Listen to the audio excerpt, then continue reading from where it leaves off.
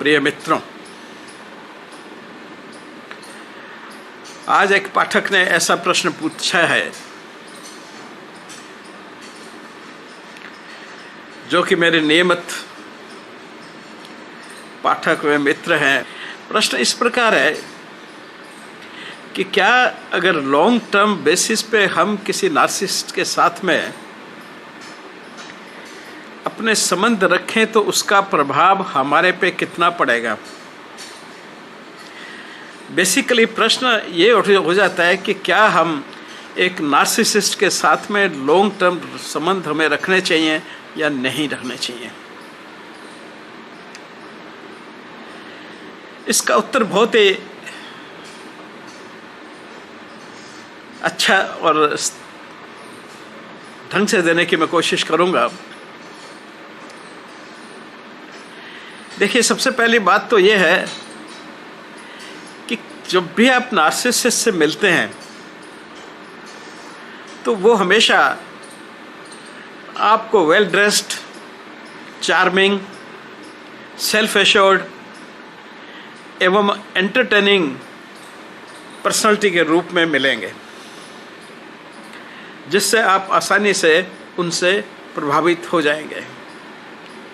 उनकी ड्रेस बिल्कुल ऐसी होगी, मैच करती हुई, जूते चमकते हुए, टाई या जो भी है colour match and all that. और ऐसे के साथ में चार्मिंग होना, सेल्फ एश्योर्ड होना और एंटरटेनिंग होना व्यक्ति को स्वतः ही आकर्षित कर लेता है। लेकिन अक्सर लॉन्ग टर्म में ऐसे व्यक्ति धीरे धीरे वो अपना रंग दिखाने लगते हैं और उनकी सेल्फिशनेस और उनकी नेगेटिवनेस आपके सामने आने लगती है और धीरे धीरे उनका बिहेवियर एग्रेसिव होता जाता है आपके प्रति। इसके अलावा नार्सिसिस्ट या टॉक्सिक पीपल जो है वो बेसिकली आपके ऊपर सर्वाइवर होते हैं, आपके ऊपर पैरासाइट होते हैं।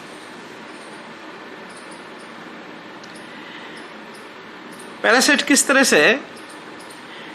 एक लीच की तरह से, एक जोंक की तरह से, जो जोंक आपके शरीर पे चिपक जाती है और आपका बिना आपको दर्द किए आपका खून चूसती रहती है। आपको पता भी नहीं चलता। आपको पता तब चलता है कि वो जब फूल के बहुत मोटे हो जाते हैं, काफ़ी खून पी चुके होते हैं, तब आपको पता चलता है। उसी तरह नार्सिसिस्ट शुरू में अपनी चार्मिंग पर्सनालिटी के कारण आपसे चिपक जाते हैं और आपको जब पता चलता है तो ऑलरेडी वो काफ़ी कुछ खून आपका चूस चुके होते हैं इमोशंस की फॉर्म में और आपको कष्ट देने की फॉर्म में। वो कभी न रुकने वाले ब्लड सकर्स होते हैं। आप सिंपली भाषा में ये समझ लें। इसलिए जैसे जैसे समय बीतता है उनका असली रंग आपके सामने आता जाता है। टॉक्सिक रिलेशनशिप में एक सबसे बड़ी बात जो होती है कि जब भी वो आपसे बात करेंगे दूसरे मित्रों के बारे में या दूसरे व्यक्तियों के बारे में, वो कभी उनका कोई नाम नहीं बताएंगे, उनके बारे में कुछ नहीं बताएंगे। वो सिंपली ये कहेंगे एक व्यक्ति, यानी कि बहुत ज़्यादा सीक्रेटिव वेरिएबल होते हैं, बहुत ही रहस्यमय व्यक्ति होते हैं और वो हमेशा एक व्यक्ति, एक वहाँ मिला था, ऐसे इस तरह से बात करें जिससे आपको कुछ भी ये जाहिर न हो कि उनके कितने मित्र हैं। लेकिन बहुत मित्र होने के बावजूद भी वो अपने जन्मदिन पे या क्रिसमस पे या किसी और त्यौहार पर आपको अकेले नजर आएंगे। वो किसी के साथ मिलकर के अपना वो त्यौहार या अपनी खुशी नहीं मनाएंगे। वो किसी के साथ शेयर करने में विश्वास नहीं करते क्योंकि वे तो सकर्स हैं। वो तो आपसे इमोशन सक कर सकते हैं, आपको दे कुछ भी नहीं सकते। मैं आपको यहाँ एक एग्जाम्पल दूंगा, एक नार्सिसिस्ट फीमेल का, जिससे आप समझ पाएं कि उनका करैक्टर किस तरह का होता है। एक नार्सिसिस्ट औरत है, उसके कम से कम 10 या 12 फ्रेंड्स हैं, और वो हर फ्रेंड एक शहर में हो सकते हैं या डिफरेंट शहरों में हो सकते हैं। ये सारे के सारे फ्रेंड्स के पास में वो 1 महीने में 2 या 3 दिन के लिए जाती हैं, इतना संपर्क है उनका। और ये सब फ्रेंड ऐसे हैं जो अमीर हैं, पॉश फैमिलीज में रहते हैं, जिनके फार्म हाउसेज हैं और अच्छा ठीक ठाक पैसा भी है। इन 2-3 दिनों में जाकर के वो उनके साथ पूरी मौज मस्ती करते हैं, इंक्लूडिंग शारीरिक संबंधों के, और 3 दिनों के बाद में वो उनको छोड़ करके वापस आ जाएंगे। इस पीरियड में वो ऐसा आभास देंगे उस व्यक्ति को, उस फ्रेंड को, कि जैसे वो केवल मात्र उसके लिए हैं, उसी को फेथफुल है, उसी के लिए आती हैं, और दुनिया में और किसी आदमी से उसका कोई संबंध नहीं है। लेकिन दूसरे महीने वो दूसरे व्यक्ति के पास चली जाती हैं, इस व्यक्ति के पास भी 2-3 दिन रहती हैं और उसको वही एहसास देती हैं। अब कोई इन 10 लोगों में से एक दूसरे को नहीं जानता है, वह सबको जानती है और सबको ये एहसास देती है कि मैं सिर्फ आपकी हूँ। इन 10 लोगों के मन में ये विश्वास है कि यह सिर्फ मेरी है, और वो हो सकता है शादीशुदा भी हो, अक्सर शादीशुदा भी होते हैं, और वो उसको अपना मान के सारा प्यार धन उस पर लुटाते हैं जब वो उनके पास आती है। लेकिन अगले महीने तो दूसरे पास चले जाएगी, तीसरे महीने तीसरे के पास। इस तरह से पूरा साल उसने 10 या 12 लोगों को, जैसे जो भी उसके हैं, उनको वो मैनेज करती है। लेकिन कोई एक दूसरे को नहीं जानता। हर व्यक्ति सोचता है ये केवल मात्र मेरे से ही संबंध रखे हुए हैं, और वो बातें ही ऐसे करती हैं। वो सिर्फ उनको एक फ़ाइल की तरह डील करती है, जैसे उसके पास में 10 फाइल्स का एक पोजीशन है। मैंने एक फ़ाइल खोलनी है और बंद कर दी, दूसरे फाइल खोली बंद की, और किसी एक फ़ाइल का कागज़ दूसरे फाइल में नहीं जा सकता, और उन सब को इंडिविजुअली अलग अलग वो ट्रीट करती हैं। अब यह सिर्फ एक नार्सिसिस्टिक व्यक्ति के लिए ही संभव हो पाता है, और जब यह बात खुलती है तो सब के सब 10 के 10 लोग वो दुख में चले जाएंगे, और इसको कुछ भी फर्क नहीं पड़ेगा। अब क्वेश्चन ये होता है कि ये जो नार्सिसिस्ट आपके जीवन में आता है वो सिर्फ वैलिडेशन लेने के लिए आता है, क्योंकि नार्सिसिस्ट जिंदा ही वैलिडेशन पे रहता है। वैलिडेशन मीन्स प्रशंसा करना। आप उसकी अच्छी बातें बताएं उसको, आप उसको अच्छा कहें और उसको एडमायर करें, हर बात को कहें बहुत बहुत बढ़िया, बहुत सुंदर, वो देखने भी सुंदर है, उसके काम भी सुंदर हैं, हर चीज़ सुंदर है। ये एडमायरेशन उसकी एग्जिस्टेंस को डिफाइन करता है, उसके होने को जाहिर करता है। इसके बिना वो जीवित नहीं रह सकती। उनको कंटिन्यूसली एडमिरेशन, इसको सप्लाई भी कहा जाता है, तो कंटिन्यूस सप्लाई चाहिए, ये उनकी ऑक्सीजन होती है। फिर वो अफर्मेशन भी चाहती है दूसरे विक्टिम से कि हाँ ये जो कह रहे हैं ठीक है, ये भी चाहिए उनको साथ में, जिससे कि उनका वो आइडिया और रीइंफोर्स हो अच्छे होने का या एडमायरिंग पर्सनैलिटी का।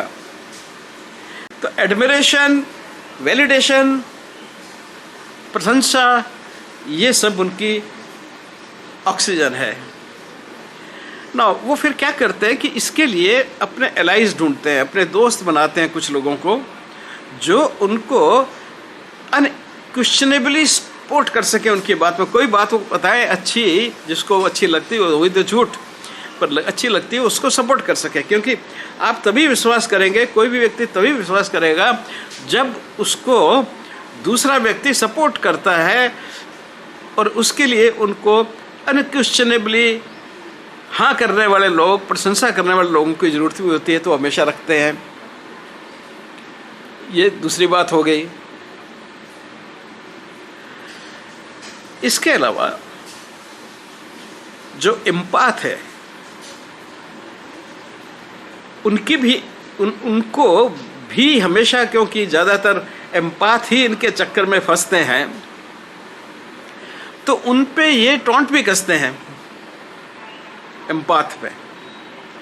इसलिए एक एम्पाथ ने ऐसा स्टेटमेंट इशू किया जो मुझे बहुत अच्छा लगता है। उसने कहा, we are accused of being too sensitive and too emotional. Empaths are not too anything. Narcissist लोगों को कहेगा या एक दूसरा व्यक्ति उनको कहेगा कि साहब, नार्सिसिस्ट जो एम्पाथ है वो तो बहुत उनकी तो सहनशीलता बहुत ज़्यादा है। सहनशीलता नहीं, सेंसिटिवनेस बहुत ज़्यादा है, संवेदनशीलता बहुत ज़्यादा है। उनमें तो संवेदनशीलता भरी पड़ी है और वो बहुत ज़्यादा इमोशनल हैं। और मैं हर चीज़ टू एनीथिंग है, हर चीज़ कोई भी है वो उसके लिए उनमें ज़्यादा बहुतायत में है, एक्सेस में है। दुख में उनको एक्सेस में होता है, हर चीज़ उनको एक्सेस में होती है। ऐसा वो एम्पाथ के लिए कहते हैं। दे फील थिंग्स डीपली, पर आपको ये पता होना चाहिए कि एम्पाथ जो है वह हर चीज़ को बहुत गहराई से महसूस करते हैं। दोनों, चाहे वो पॉजिटिव हो चाहे नेगेटिव हो, किसी भी तरह के इमोशंस हो, उन दोनों को वो बहुत गहराई से महसूस करते हैं और वो अपने इमोशंस के साथ टच में रहते हैं। उनको समझते हैं अपने इमोशंस को, लेकिन साथ साथ में ही वो आपके इमोशंस को समझने की भी कैपेसिटी रखते हैं। मतलब आपके इमोशंस को भी समझते हैं, अपने इमोशंस को तो वो गहराई से समझते ही हैं ना। इसलिए एक एम्पाथ के लिए दुनिया में रहना बहुत मुश्किल काम होता है, क्योंकि उसके सिवाय जो बाकी के लोग डिजाइन किए गए हैं, जो हमारे संपर्क में हैं, वो सारे ही लेस सेंसिटिव हैं और वो एम्पाथ की पॉजिटिव एस्पेक्ट्स को अप्रिशिएट या समझने के काबिल नहीं होते। इसलिए एम्पाथ जो है वह समाज में बहुत सारी दिक्कतों का सामना करता है और उसकी अच्छी आदत को, अच्छे व्यवहार को अक्सर लोग मिस इंटरप्रेट करके उसको अधिक कष्ट पहुंचाते हैं या उसको अपने पर्पज़ के लिए यूज़ करना चाहते हैं। यहाँ तक तो सही है, लेकिन उसके अलावा आप कहें कि वो बहुत ज़्यादा एक्स्ट्रा, ऐसा नहीं। वो अपने इमोशंस के प्रति ट्रूथफुल हैं और वो दूसरों के इमोशंस को भी समझ सकते हैं। ये दो कैपेसिटीज़ एम्पाथ में ज़रूर होती हैं और इसीलिए अगर आज आप अगर एम्पाथ हैं तो एक नार्सिसिस्ट से मैक्सिमम डैमेज आपको ही होगी, मैक्सिमम नुकसान आपको ही होगा। क्यों? नार्सिसिस्ट आपसे अटेंशन को डिमांड करेगा, वो आपकी जो बाउंड्रीज हैं उनको तोड़ेगा, वो आपको हमेशा दूसरों के सामने नीचा सिद्ध करने की कोशिश करेगा, वो हमेशा आपके जो अकम्पलिशमेंट है, आपकी जो मीन्स अच्छे काम हैं, उनको तोड़ने की कोशिश करेगा, उनको उस स्थिति में न दिखा करके अकम्पलिशमेंट को वो थोड़ा कम करके दिखाएगा लोगों को। वो आपसे रीजनेबल से ज़्यादा की एक्सपेक्ट करेगा। एक नॉर्मल आदमी जो रीजनेबली डिमांड करता है फ्रेंडशिप में एक दूसरे से, पर इनकी डिमांड तो का कोई हिसाब ही नहीं। वो आपको डिमीन करने के लिए, बदनाम करने के लिए लोगों के सामने आपको क्रिटिसाइज करेंगे। आपके से नहीं, हमेशा दे आर बैक बाइटर्स। आपके सामने तो बहुत अच्छे बनने की कोशिश करेंगे, but they always will be back biters. जब आप नहीं होंगे, वो अकेले होंगे किसी के साथ में, वो आपकी बहुत बदनामी करेंगे। वो आपको हमेशा एडवाइस ही करते रहेंगे, आप कुछ भी कर रहे हैं, अरे नहीं ऐसे नहीं, ऐसे करना चाहिए, क्योंकि उनको अथॉरिटी चाहिए। तो आपकी हर बात में आपको इंटरफेयर करते रहेंगे, और अगर उनकी आप बात को नहीं मानोगे तो आपको वो सज़ा भी देंगे, कष्ट भी देंगे, तंग करेंगे, तकलीफ देंगे। वो आपके हर अचीवमेंट से जेलस होते हैं। आप कुछ भी करते हैं, उनको बहुत दुख होता है, तकलीफ होती है, वो उसमें जेलसी फील करते हैं। वो हमेशा बैड माउथ होते हैं, गालियाँ निकालने वाले, गंदी बातें कहने वाले दूसरों के बारे में। तो ये उनकी जो कमियां हैं, ये हमको सारे के सारे नार्सिसिस्टों में किसी किसी रूप में देखने को मिलती हैं। नार्सिसिस्ट की एक बहुत बड़ी प्रॉब्लम होती है कि वो हमेशा कंट्रोल चाहता है। जिसके भी साथ में है वो उस पर कंट्रोल करना चाहेगा, वो 100% उसके अंडर में काम करना चाहिए। वो खुद कुछ नहीं करेंगे। घर में अगर आपकी पत्नी नार्सिसिस्ट है और अगर मान लीजिए आपका बागवान भी आ जाता है तो कि no I will get work done, कोई कारपेंटर भी आता है तो कि नो आप बाहर नहीं आएंगे, अपने कमरे जाओ, आई will get it done. The complete authority लेना उनकी एक बहुत बड़ी आदत होती है। इसका ऑब्सेशन होता है, they are obsessive about it, है ना, क्योंकि उनमें न तो एम्पैथी है, तो एम्पैथी को वो कंपनसेट करने के लिए कंट्रोल, दूसरों पे control, because they can not be empathetic to them. तो उन पे कंट्रोल करो, उनको हर बात अपनी बात को ही मनाओ। और उसके अलावा क्रिटिसिज्म, डिसएग्रीमेंट या व्यक्तिगत अटैक करने की उनमें बहुत ज़्यादा आदत होती है। उसी वक्त अगर उनको ये बातें की जाए, सेम बातें अगर आप उनको क्रिटिसाइज करेंगे, अगर आप उनसे डिसएग्रीमेंट शो करेंगे या आप किसी तरह से पर्सनल अटैक करेंगे, तो वो बिल्कुल बहुत ज़्यादा गुस्से में और रेज में आकर के उसका जवाब देंगे, उसका डिफेंस करेंगे। यह उनकी बहुत ही होती है। इस बात से बचना चाहिए, बिकॉज वो कभी कभी बहुत नुकसान आपको पहुंचा सकते हैं। कुछ लोग कहते हैं कि फ्रेंडशिप नार्सिसिस्ट के साथ में बहुत जहरीली होती है, टॉक्सिक होती है, वन साइडेड होती है और एक नॉर्मल व्यक्ति को बहुत नुकसान पहुंचाती है। ये कोई रोमांटिक रिलेशनशिप नहीं हो सकती, इसमें सिर्फ आपको नुकसान ही उधर होने वाला है। दूसरा, नार्सिसिस्ट प्लान्ड वे में जानते हैं कि कैसे दूसरों में इनसिक्योरिटी क्रिएट की जा सके,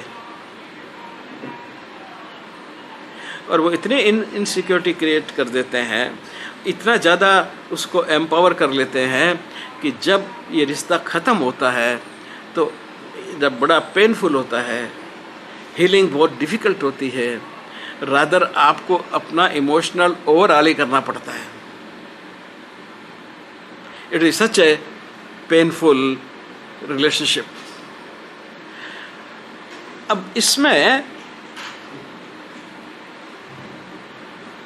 इस तरह से आपने समझा कि नार्सिसिज्म जो है उससे रिलेशनशिप करना, और उसके बाद जब वो रिलेशनशिप ख़त्म होती है तो आपको एंजाइटी, डिप्रेशन